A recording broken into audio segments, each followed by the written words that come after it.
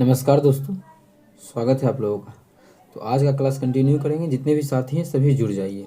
तो पिछले हम 4 पार्टों में हम लोगों ने जितना भी पिछला 4 पार्ट हम लोग किए, 4 पार्टों में हम लोगों ने परसेंटेज को कवर किया। अभी जो हमारा परसेंटेज ही चलेगा जब तक पूरा ख़त्म नहीं हो जाता है परसेंटेज, ठीक है।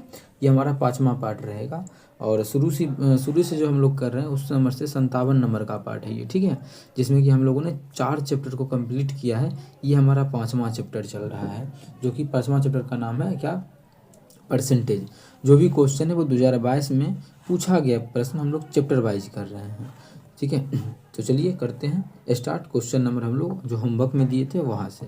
होमवर्क का क्वेश्चन ये था, आप लोग इसका आंसर तो किए ही होंगे। बहुत आसान क्वेश्चन था जो कि आप लोगों को कल होमवर्क के तौर पे हम दे दिए थे, ठीक है। देखिए क्वेश्चन में क्या है कि एक व्यक्ति का मासिक वेतन 28,000 है और और माह का व्यय उसके वेतन का 82% है, ठीक है। अब देखिए खर्च, व्यय मतलब खर्च, खर्च अगर 82% है, 92% है, तो माह के वेतन से उसकी शेष बचत, तो बचत कितना होगा, शेष बचत पूछा है। तो सोचने वाली बात है कि अगर खर्च कर दिया 92%, बचत कितना होगा 8%, ठीक है।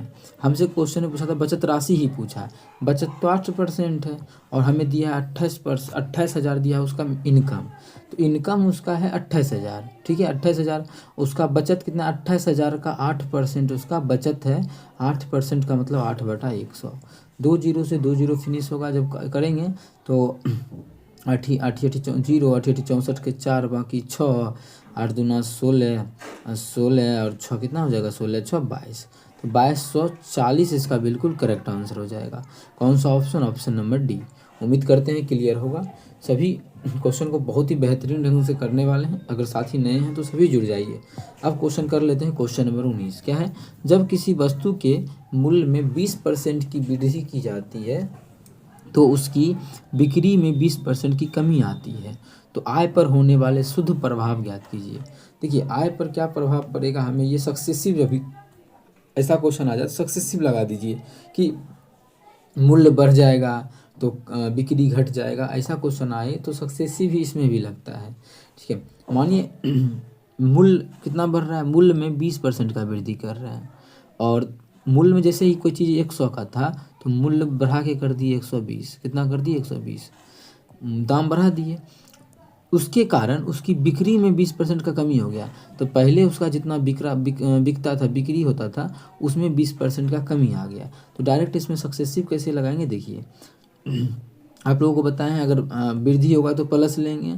तो वृद्धि हो रहा है तो 20 प्लस, ठीक है, प्लस 20% का वृद्धि हुआ और उसकी बिक्री में 20% का कमी हुआ। तो क्या करेंगे, कमी मतलब -20, और फिर दोनों को गुना करेंगे तो प्लस माइनस क्या हो जाएगा, माइनस।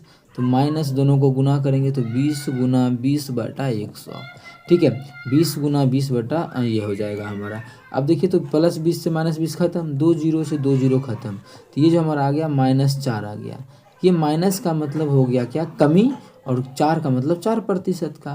तो मतलब 4% का कमी होगा उसके आय पर। कितना परसेंट का, 4% का कमी देखने को मिलेगा उसको उसके अपने आय पर। तो ऑप्शन हमारा बी बिल्कुल करेक्ट हो जाएगा, ठीक है। उम्मीद करते हैं क्लियर होगा। कहीं भी दिक्कत हो तो पूछ सकते हैं।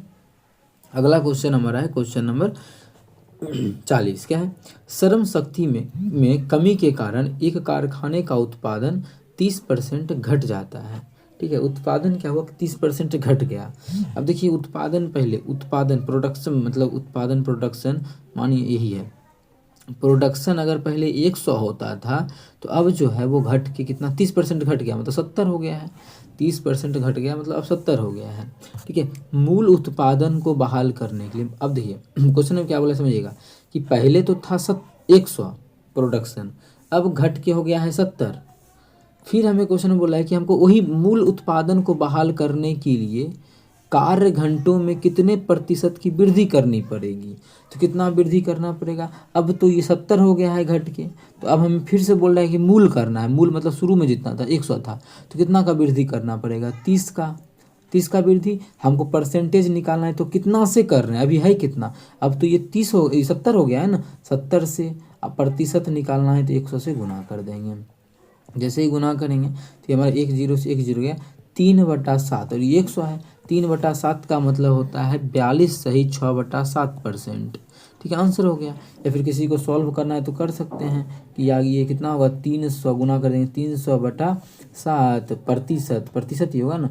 इसको सॉल्व कर लो, 7 चौके 28, 7 चौके 28 करेंगे तो 2 और 0, 7 दूना 14 बचेगा 6.7।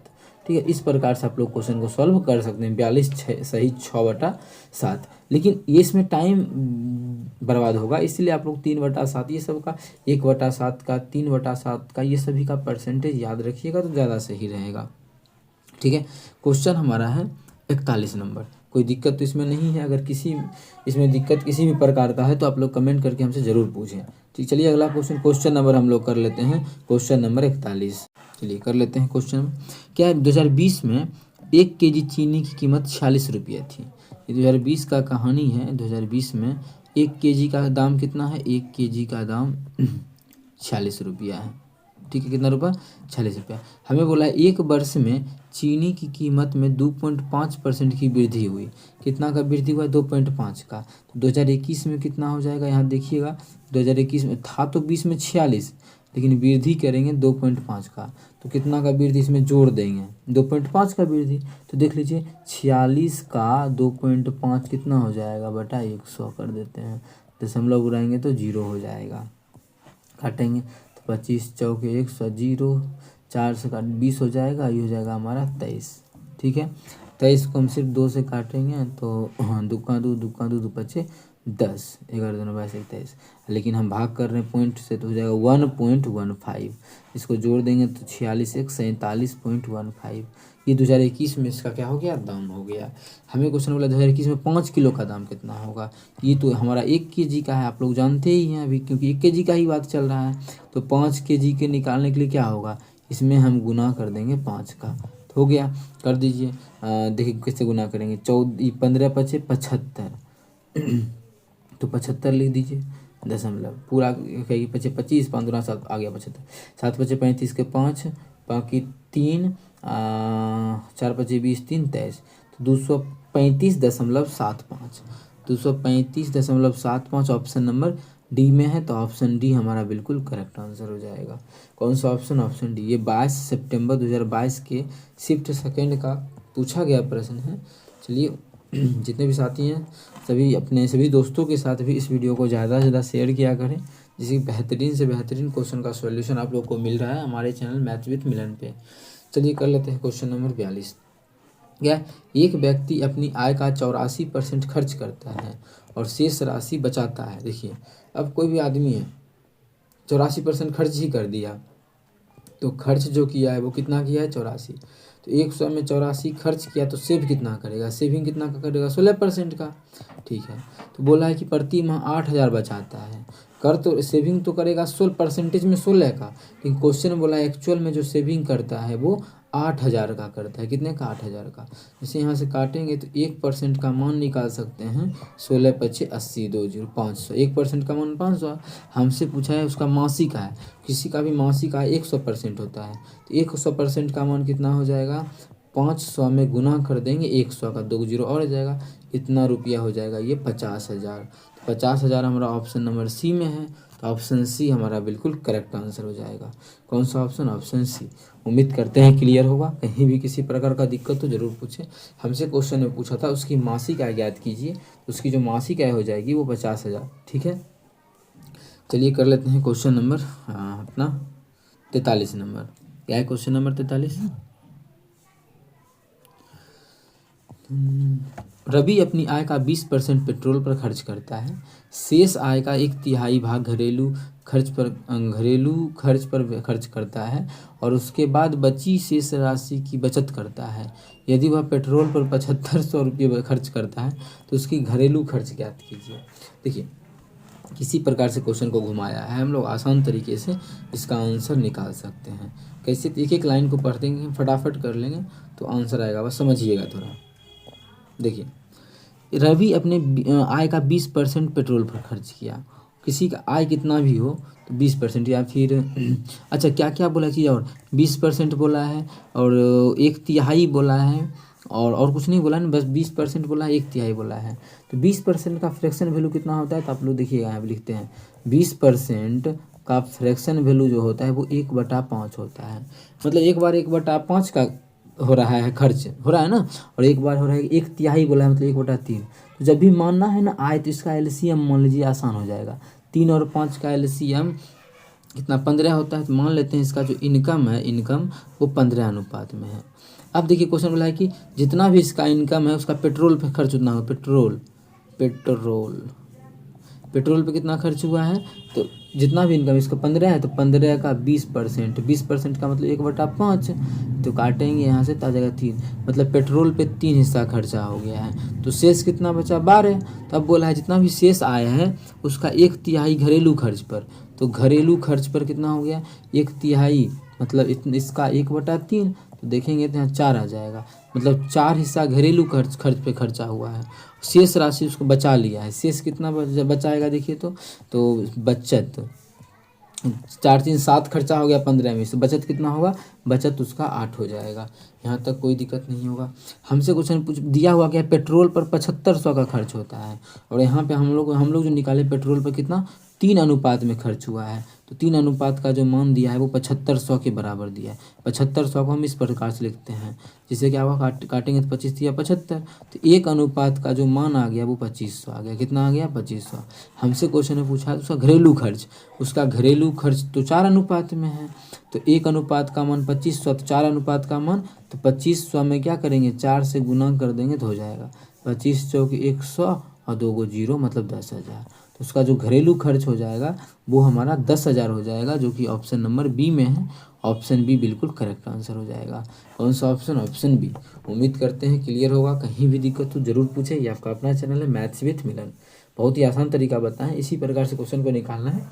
जिससे क्या होगा देखिए, अगर ये मानते हैं ना 15 तो पॉइंट में मान नहीं आएगा, नहीं तो मानिए 10 मानते तो फिर 1/3 नहीं कर पाते, जैसे यहाँ पे 1/3 करके 4 निकाल लिए तो हमें दिक्कत होता है। इसलिए एलसीएम लेके मानना है, जिससे कि फटाफट कट भी जाएगा और किसी प्रकार का कोई दशमलव का बात नहीं आएगा।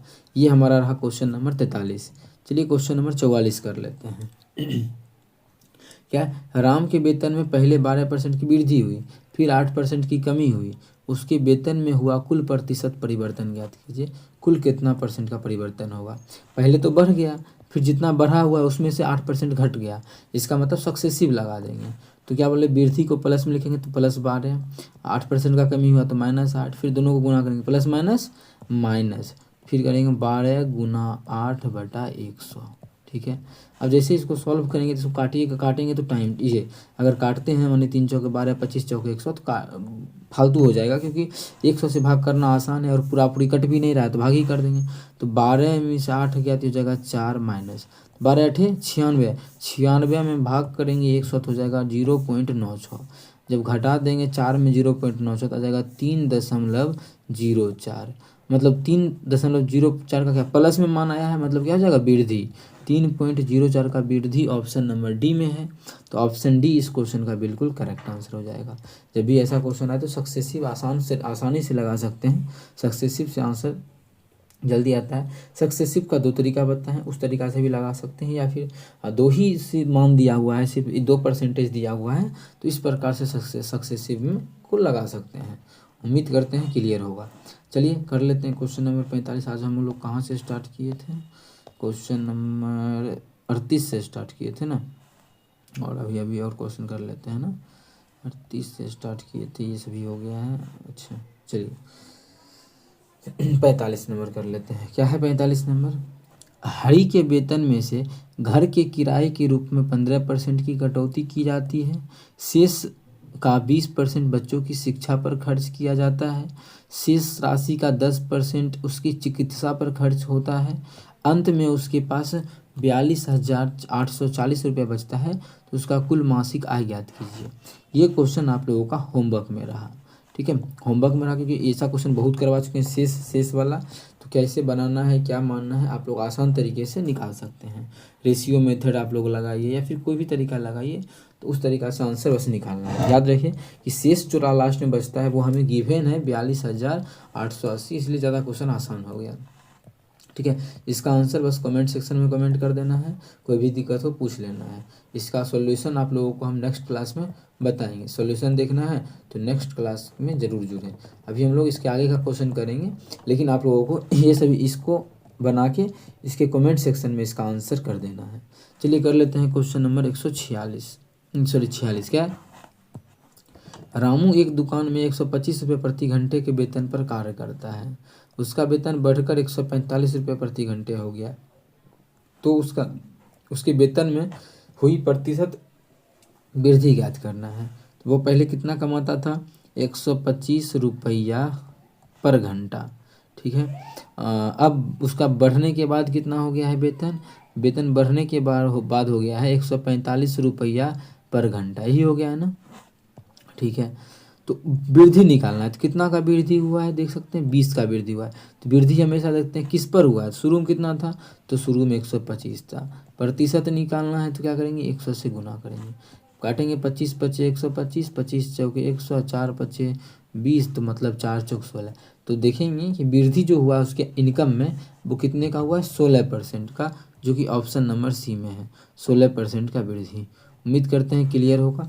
कहीं भी किसी प्रकार का कोई भी दिक्कत हो कमेंट करके पूछ सकते हैं। चलिए होमवर्क का भी प्रश्न दे ही दिए हैं, अब कर लेते हैं क्वेश्चन नंबर 47। क्या है?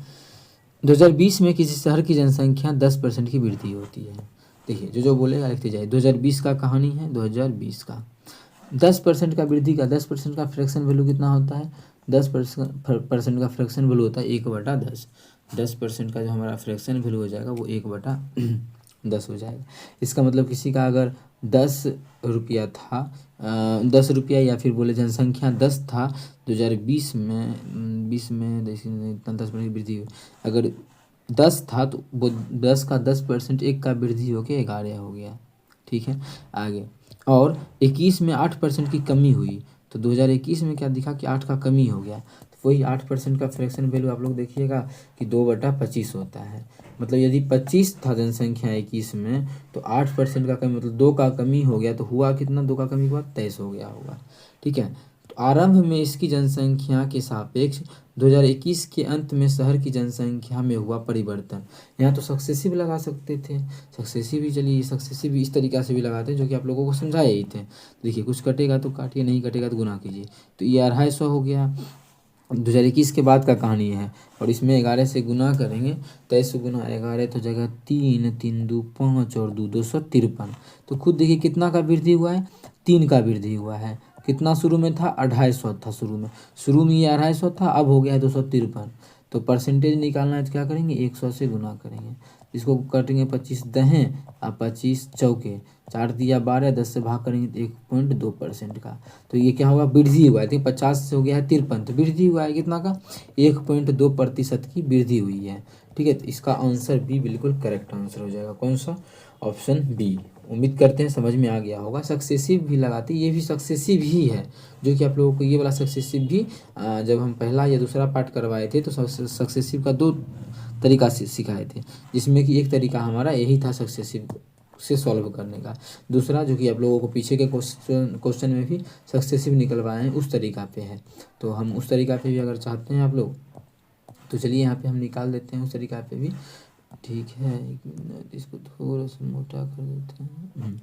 अगर उस तरीका पे किसी को निकालना है तो देख लीजिए, वृद्धि हुआ है तो +10, कमी हुआ है तो -8, फिर दोनों को गुणा करेंगे तो 20 चौक 80, 20 88, 10 88 बटा इतना, तो करेंगे तो 2, इसको 0 से 0 तो इस जगह -0.8, तो 1.2। ये ज़्यादा आसानी से तुरंत आंसर आ गया। तो जिस तरीका से निकालना हो आप लोगों के सामने है, निकाल सकते हैं, लेकिन ये तरीका थोड़ा लेंदी हुआ, ये आसान हुआ, जबकि दोनों ट्रिक ही है, जबकि ये ज़्यादा आसान है क्योंकि इस पर आप लोग देख सकते हैं सबसे छोटा सा मान था, डायरेक्ट आंसर निकल गया।